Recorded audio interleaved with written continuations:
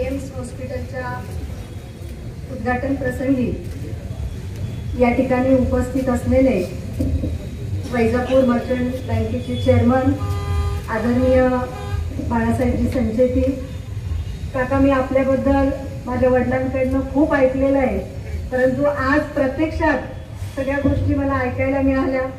त्याचबरोबर या ठिकाणी उपस्थित असलेले आमचे जावेद शेठ, त्याचबरोबर आदरणीय रफिक शेठ, अयाज सर, जयेशभाऊ बळुसे, अहमद अली भैया, मौलाना फारुकजी, नारायणजी बोडके, आमचे शिवाजी नाना थेटे, त्यानंतर रामकाका पवार, बाबासेठ, सलीम अनवरजी, हाजी अली शेख आणि या ठिकाणी उपस्थित असलेले आपल्या कन्नड शहरातील सर्वच माझे बंधू, आज या ठिकाणी मनापासून कौतुक करते डॉक्टर शेख यांचं की अजून तर मी हॉस्पिटल बघितलं नाही, परंतु जेव्हा ते पत्रिका घेऊन इन्व्हिटेशन द्यायला माझ्याकडे आले होते तेव्हा मी त्यांना विचारलं, मला असं वाटलं की छोटंसं हॉस्पिटल असेल, कारण ग्रामीण भागामध्ये जर हॉस्पिटल टाकायचं म्हटलं की एक 5-10 बेडचं फार हॉस्पिटल असतं, असं 50 बेडचं हॉस्पिटल कुठंच नसतं। आणि ते 50 बेडचं हॉस्पिटल आज तुम्ही आपल्या या कन्नड शहरामध्ये, कन्नड तालुक्यामध्ये उपलब्ध करून दिलं, त्याबद्दल मनापासून आपले आभार व्यक्त करतो। आज आपल्या शहराला हे 50 बेडचं सुसज्ज असं हॉस्पिटल मिळालं, त्याच्यात ICU आहे, NICU आहे, सगळ्या सुविधा या ठिकाणी आपल्या या हॉस्पिटलमध्ये उपलब्ध झालेल्या आहेत। आम्ही राजकारणी लोक आहोत, या सगळ्या लोकांना अलीकडे कुठेतरी आम्हाला एक नाव ठेवलं जायचं की कन्नडमध्ये तुम्ही एक चांगलं हॉस्पिटल पण करू शकत नाही का? आमच्या लोकांना हॉस्पिटलमध्ये जायचं तर संभाजीनगरला हॉस्पिटलमध्ये जावं लागतं, आमच्या लोकांना हॉस्पिटलमध्ये जायचं, 40गावला चांगले हॉस्पिटल आहे, 40गावला चांगले हॉस्पिटल होते, संभाजीनगरला चांगले हॉस्पिटल आहे, परंतु कन्नडला एक चांगलं हॉस्पिटल करावं अशा सगळ्या आमच्या नेत्या लोकांना त्या ठिकाणी मागणी व्हायची। आणि आज तुम्ही सगळ्यांनी आमचं काम या ठिकाणी हलकं करून दिलेलं आहे। एवढं सुसज्ज आणि चांगलं हॉस्पिटल आपण या ठिकाणी उभारलं।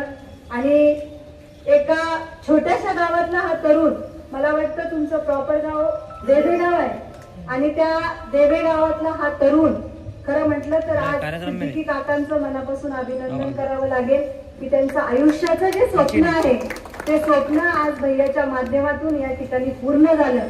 आणि अशा फील्डमध्ये तुम्ही मुलाला टाकलं की त्या फील्डमध्ये गोरगरिबाची सेवा, अहोरात्र गोरगरिबाची सेवा करण्याची संधी त्याला त्या ठिकाणी या माध्यमातून मिळणार आहे। त्याच्यामुळे खऱ्या अर्थाने जर दवाखान्याच्या शुभेच्छा द्यायच्या तर आम्ही असं तर म्हणू शकत नाही की बाबा तुम्ही पेशंट आणा आणि दवाखाना चांगला चालवा, परंतु दवाखाना चालवण्याच्या याच्यामध्ये मी आपल्या सर्वांना एकच सांगेन, आणि मी एवढी मोठी नाहीये की डॉक्टरांना कुठल्या प्रकारचा सल्ला दिला पाहिजे, परंतु आवर्जून एक गोष्ट या ठिकाणी डॉक्टरांना सांगेल की आपला हा जो दवाखाना आपण आज या ठिकाणी टाकला तो दवाखाना खऱ्या अर्थाने ग्रामीण भागातला दवाखाना आहे।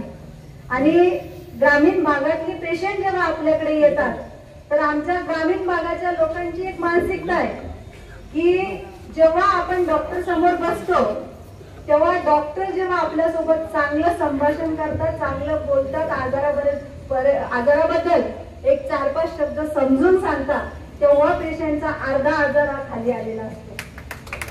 त्याच्यामुळे आपल्याला एकच सांगेल की येणाऱ्या पेशंटला सगळ्यात महत्वाचा दवाखान्यात काय महत्वाचा असेल तर मला वाटतं तिथला स्टाफ हा सगळ्यात महत्वाचा त्या ठिकाणी असतो।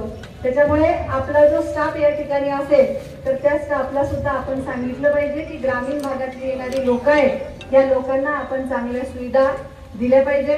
आता जसं आदरणीय संचिती सरांनी सांगितलं की बाबा एवढं मोठं हॉस्पिटल उभारायला, तुमचं शिक्षण करायला याच्यामध्ये काय काय खर्च नसेल आला, परंतु मी म्हणेल की तो खर्च निश्चित आपल्याला आला असेल, परंतु ही जी आजूबाजूची लोक आहेत, ही कष्ट करणारी लोक आहेत, ही गरीब लोक आहेत, वेळेअभावी तुम्हाला त्यांच्याकडनं थोडी फीस कमी जास्त करावी लागेल, कारण तुम्ही फीस वाढवली की ताण आम्हाला होतो, कारण लोक आमच्याकडे येतात। आणि तुम्हाला आज असं वाटत असेल की ताईला उद्घाटनाला बोलवलं म्हणजे फार छान झालं, पण मला उद्घाटनाला बोलवलं म्हणजे तुम्हाला ताण झाला असं म्हणावं लागेल. कारण ताई तुम्ही त्या उद्घाटनाला होत्या, ते डॉक्टर तुमच्या ऐकण्यातलेत आणि तुम्ही आता तिथे फोन करून आमची फीस कमी करा असे वारंवार फोन आमच्यासारख्या लोकांना त्या ठिकाणी असतात.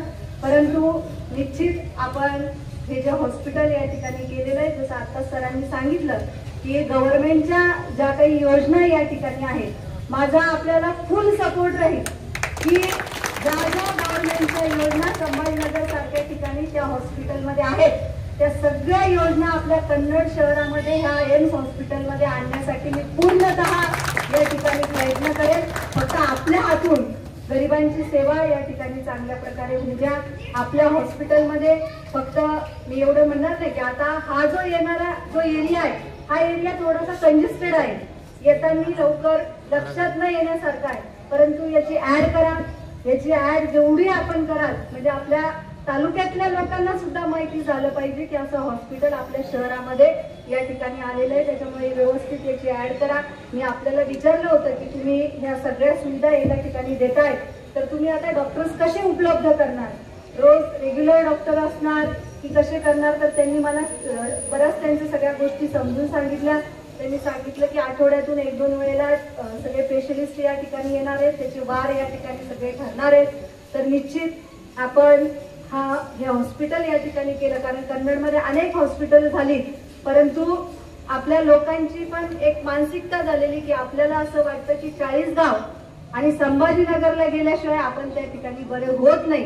कारण घरकी मुलगी दाल बरोबर असं म्हणतात, त्यातला हा एक प्रकार असतो. त्याच्यामुळे मी आपल्याला सुद्धा या ठिकाणी विनंती करेन की आपल्या सेवेत आपल्या तालुक्याच्या एका भूमिपुत्रांनी अतिशय चांगलं सुसज्ज असं हॉस्पिटल या ठिकाणी उभारलेलं आहे. त्याच्यामुळे आपण सुद्धा जास्तीत जास्त लोक या ठिकाणी, आपल्याला एखादं इमर्जन्सी पेशंट असलं, आपल्याला गावातले लोक जेव्हा विचारतात की कोणत्या डॉक्टरकडे जायचं, तर आपण निश्चित या एम्स हॉस्पिटलचं नाव सुचवलं पाहिजे.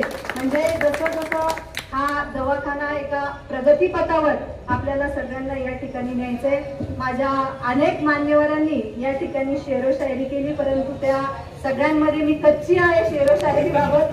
त्याच्यामुळे मी शेरोशायरी न करता आपल्याला फक्त एवढंच सांगेल की शेख सर, जिथे जिथे एक तालुक्याची आमदार म्हणून, एक तालुक्याची प्रतिनिधी म्हणून, एक तुमची मोठी बहीण म्हणून तुम्हाला जिथे जिथे हॉस्पिटलमध्ये माझी गरज पडेल, ज्या ज्या गव्हर्नमेंटच्या सुविधा आपल्याला या ठिकाणी उपलब्ध करायच्या आहेत, त्या त्या गव्हर्नमेंटच्या सुविधा आपण पूर्ण आपल्या तालुक्यातल्या सगळ्या जनतेला या ठिकाणी मोफत, आपल्या सगळ्या ज्या शस्त्रक्रिया असतात, ज्या सगळ्या गोष्टी असतात, त्या मोफत सरकारच्या माध्यमातून ज्या योजना संभाजीनगरच्या सारख्या हॉस्पिटलमध्ये आहेत, त्या सगळ्या योजना आपण ह्या एम्स हॉस्पिटलमध्ये करू. एवढंच मी आपल्याला आजच्यापासून या ठिकाणी सांगते. आणि परत एकदा आपण सगळे डॉक्टर्स सगळ्यांना या ठिकाणी शुभेच्छा देते आणि थांबते. धन्यवाद. वो दवा से चलता है, लेकिन डॉक्टर को अगर चलाना है तो डॉक्टर को भी दुआ की जरूरत है. और दवा तो वो पेशेंट को देने वाले हैं, लेकिन हम सबकी दुआ भी हमने उन्हें देनी चाहिए. क्योंकि दुआ और दवा ये दो चीजें साथ में चले तो ही जिंदगी चल सके. अभी बहुत से लोगों ने मेरे पहले भाषण भी किए. भाषण में उन्होंने अपनी अपनी बात रखते हुए बहुत सौ ने ये भी कहा कि भाई हॉस्पिटल को दुआ कैसी देनी चाहिए, क्योंकि या तो पेशेंट आते हैं फिर इनका धंधा कैसा चलना चाहिए, ये कैसा करना. तो कोई गलत बात नहीं, क्योंकि जब तक इंसान के जान में जाए तब तक उसको दुख सुख बीमारी सब आनी है. और कोई पेशेंट को लेने डॉक्टर तो घर पे नहीं जाता है कि चल मेरे पास एडमिट हो जाए. वो जब बीमार गिरता है तो उसे डॉक्टर के पास ही आना पड़ता है. और जब वो डॉक्टर के पास आए तो अच्छी सर्विस अगर डॉक्टर ने दी तो उनका दवाखाना चल रही है. तो इसलिए उनको तो दुआ दे ही चुका हूं मैं. लेकिन इसी के साथ साथ हम सबकी भी जवाबदारी बनती है क्या, एक यमुनी लेवल के डॉक्टर साहब ने यहाँ पे 50 बेड का, अभी तो हमने देखा नहीं है, आमदार मैडम आने वाले बाकी थे, इसलिए हम लोग रुके थे उद्घाटन के लिए. लेकिन फिर भी जो लोगों ने बताया और जो बातें सुनी उस पर से ऐसा लग रहा है कि एयर कंडीशनल 50 बेड का 10 ICU के साथ हॉस्पिटल बना है. और निश्चित ही आज अक्सर यानी पेशेंट को औरंगाबाद ले जाना या करना तुम्हारा 40गांव ले जाना है तो ये नामुमकिन बात है. लेकिन उन्होंने भी एक डेयरिंग की, यानी तौफीक भाई ने जो हॉस्पिटल यहाँ पे बनाने का निर्णय लिया है, एक प्रकार से डेयरिंग है। छोटे गांव में अक्सर ऐसा होता है। दोस्तों आपको एक बात बताता हूँ, मुझे वक्त कम दिया गया है। भाइयों बुजुर्गों दोस्तों, आए हुए सभी मेहमान, मैं वक्त कमी होने की ज़्यादा होने की वजह से किसी का नाम नहीं लेना चाहता। सही बैठे हुए स्टेज पे मेरे लीडर और उस्ताद और हमारे गुलाम मस्तानी साहब, सभी लोग, भाइयों दोस्तों, अभी भी संतोष कोहली ने कहा कि गरीबों का ख्याल रखो, गरीब अमीर सब रहते हैं। संतोष भोज जमाने में कोई गरीब है ही नहीं। 80-80 हज़ार रुपए के मोबाइल है लोगों के पास। और आपसे मेरी विनती है कि आपका पत्रिका में नाम डाले, आपको इस्तेकबाल करे या बुलाए तो आप भी पैसा भेजे, ये आपकी ईमानदारी रहेगी। दूसरी बात, सिद्दीक साहब ने अपने बच्चे को इस काबिल बनाया, पढ़ लिख के इतनी मेहनत मशक्कत की। ये अपने तालुके के रहने वाले हैं। ये कुंवारेपन में कन्नड़ में आए थे, इनकी बहना देवी है यहाँ, लेकिन इन्होंने खुद आने के बाद में, अपनी मेहनत मशक्कत करने के बाद में अपने खुद के भी शादियाँ करे, यहाँ के दामाद बने हमारे यहाँ, हमारे रिश्तेदार के, और अपने खुद की औलाद की तालीम तरबियत करने के बाद इस मुकाम पे पहुँचा है। मैं उनका बहुत बहुत शुक्रगुजार हूँ कि ऐसे हर माँ बाप हर एक को मिले और इस तरीके से तो अपने औलाद को जो है तरबियत दे और इस मुकाम पे पहुँचाए। अभी 972 बीमारियों का इलाज सरकार ने जो है स्कीम में रखी हुई है। हर कोई बीमारी जो है, जो बड़ी से बड़ी बीमारी है, उसको गवर्नमेंट का अप्रूवल आने के बाद में 972 में इलाज होगा। हम सब लीडर ये करें कि इस हॉस्पिटल में कौन सी स्कीमें यहाँ लगाई जाए और कौन सी स्कीमें के लिए इनकी जरूरत पड़ेगी, तुम्हारी हम सब की और वो आमदार मैडम की भी, कि इनको सिफारिश करके इन पे यहाँ पर जो अप्रूवल आने का प्रोग्राम बनाए। इस काबिल हॉस्पिटल चलेगा। आप सभी लोगों से मेरी गुजारिश है कि इस हॉस्पिटल को जो है अल्लाह ताला दिन रात तरक्की अता फरमाए। और फिर एक बार आप सिद्दीक साहब और उनके तमाम परिवार को मैं अपनी जानिब से मुबारकबाद देता हूँ। खुदा हाफिज़, जय हिंद, जय भारत।